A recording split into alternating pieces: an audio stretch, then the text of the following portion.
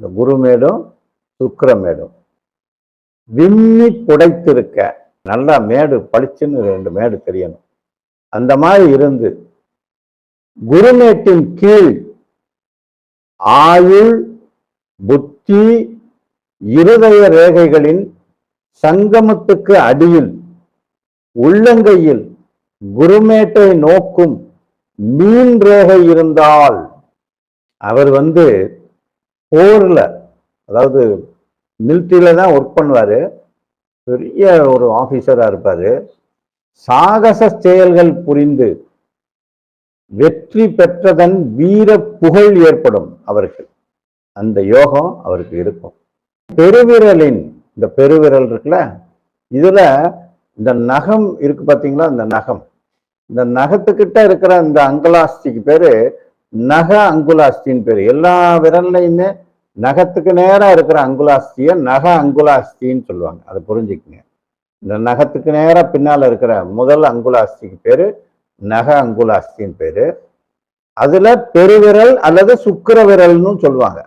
இப்ப இந்த சுக்கிர விரலோட நக அங்குலாஸ்தி கீழ் அங்குலாஸ்தியை விட நீண்டு சதை அப்படி சதையா இருக்கும், பருத்து இருக்கும். இவ்வளவுதான். அதுல ரேகையை பத்தி எல்லாம் சொல்லல. பெருவிரல் நீண்டு இருக்கும். அதுல கீழ் அங்குலாஸ்தியை விட இந்த நக அங்குலாஸ்தி பெருசா இருக்கும். அப்படி நல்லா உருட்சியா இருக்கும். இப்படி ஷார்ப்பா இல்லாம கொஞ்சம் உருட்சியா இருக்கும் அந்த அந்த நபருக்கு.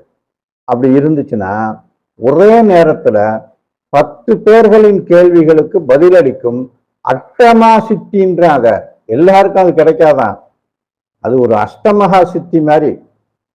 அனிமா, மகிமா, கரிமா, லஹிமா, பிராத்தி, பிராகாமியம், ஈசத்துவம், வசித்துவம்னு 8 விதமான சித்திகள் இருக்கு.